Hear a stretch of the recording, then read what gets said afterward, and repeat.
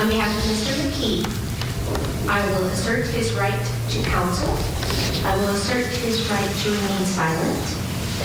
And Mr. McKee believes that the most expeditious manner in which he may defend himself against the charges pending in Ohio and to plead not guilty would be to waive his right to an extradition hearing and to have a governor's warrant and to agree to his immediate transportation to Ohio. That defendant is Dr. Michael McKay, the vascular surgeon who's accused of murdering Dr. Spencer and his wife Monique Tepe.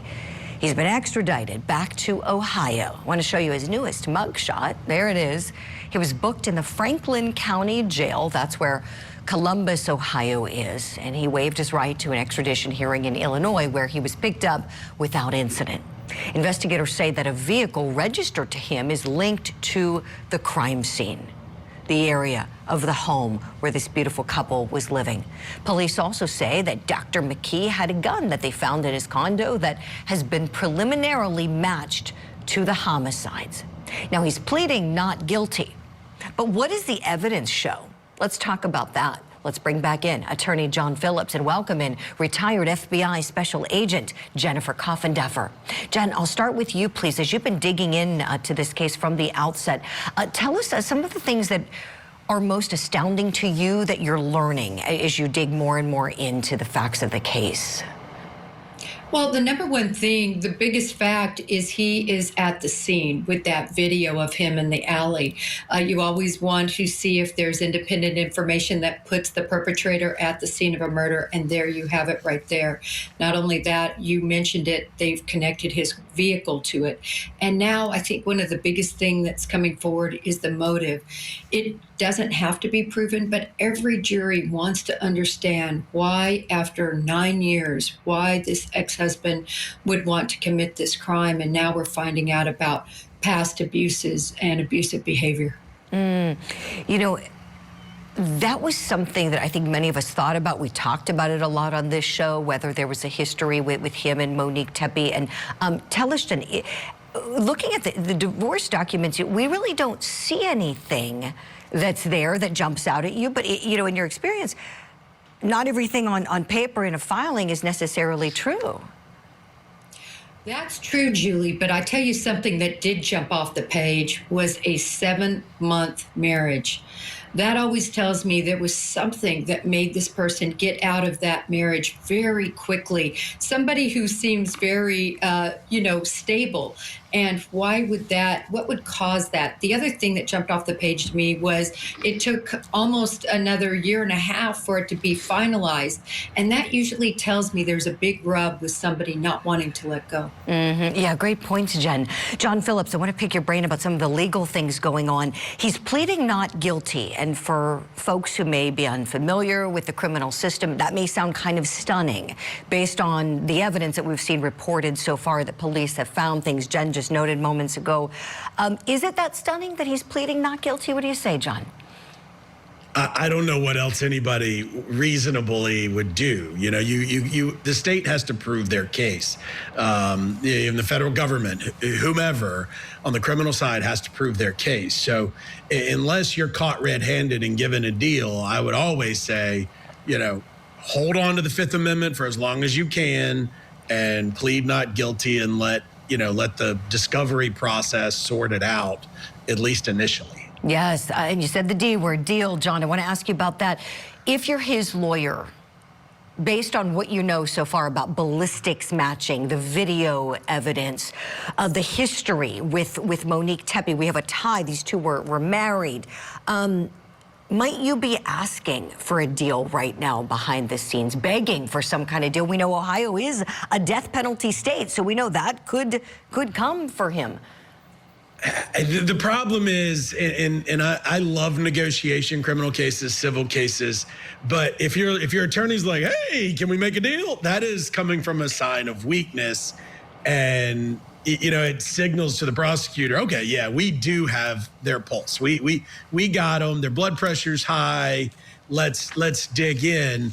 But there's always times to be like, look, I'm better than this, but what are you offering? that you sometimes see. I'm the key. I'm like known for saying things I shouldn't say, but like when they put his mugshot up, I like, whoa, like this guy has that, that literal blockhead that I'm not gonna say looks guilty, because that would be terrible to say, but come on. John Phillips, we love you. We love you on this show. You never hold back. You're always entertaining. Yeah, he's cloaked in the presumption of innocence. He's got that chilling mugshot. It is chilling. It's scary looking. It's very scary.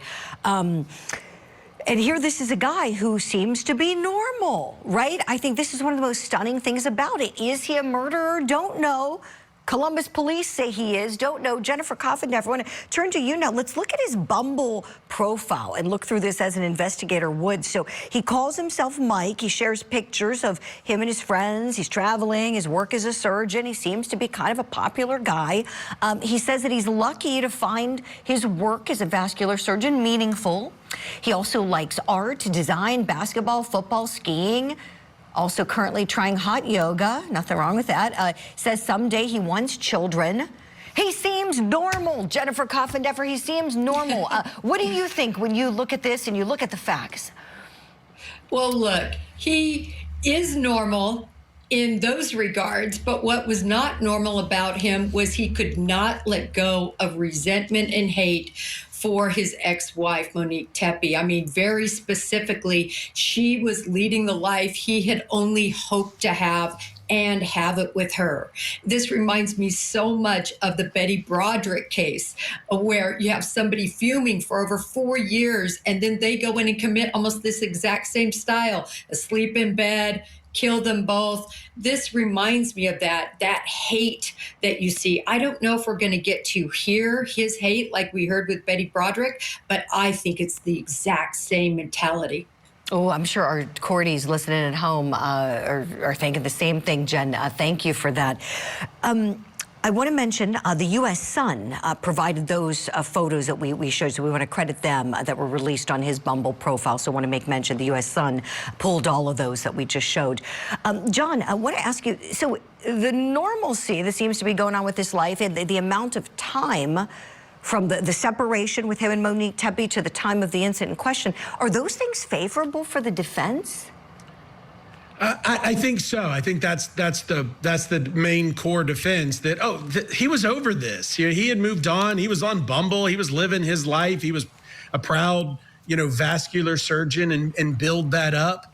But to Special Agent Coffindoffer's point, it's the success of the other spouse. It's the ability of the other spouse to move on and adapt that haunts some people with narcissistic traits, that haunts some people and makes them continue to spew venom, stalk you, just try to bring you down. Now, it shouldn't result in murder.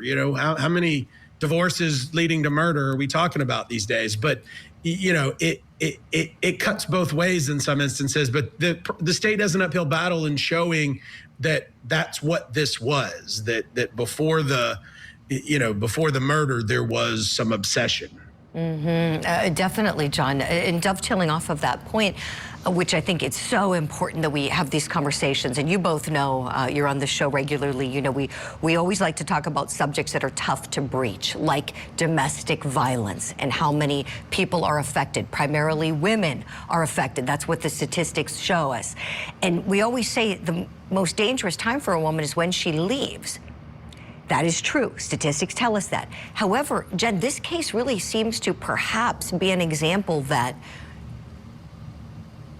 abuse after departure can still happen anytime if you have a situation involving a domestic violence dynamic, which may be what happened here. Would you speak to that, please? Yeah, no, exactly. And what individuals need to be aware of are those telltale signs. When somebody just doesn't leave you alone, sending birthday cards, reaching out, harassing you in any sort of way, that's when you can tell, listen, this is not going in the right direction and you have to pay special attention. Yeah, you're right. Stay safe. Stay safe. Jen Coffindeffer, thank you so much for making the time to join us. We'll see you soon.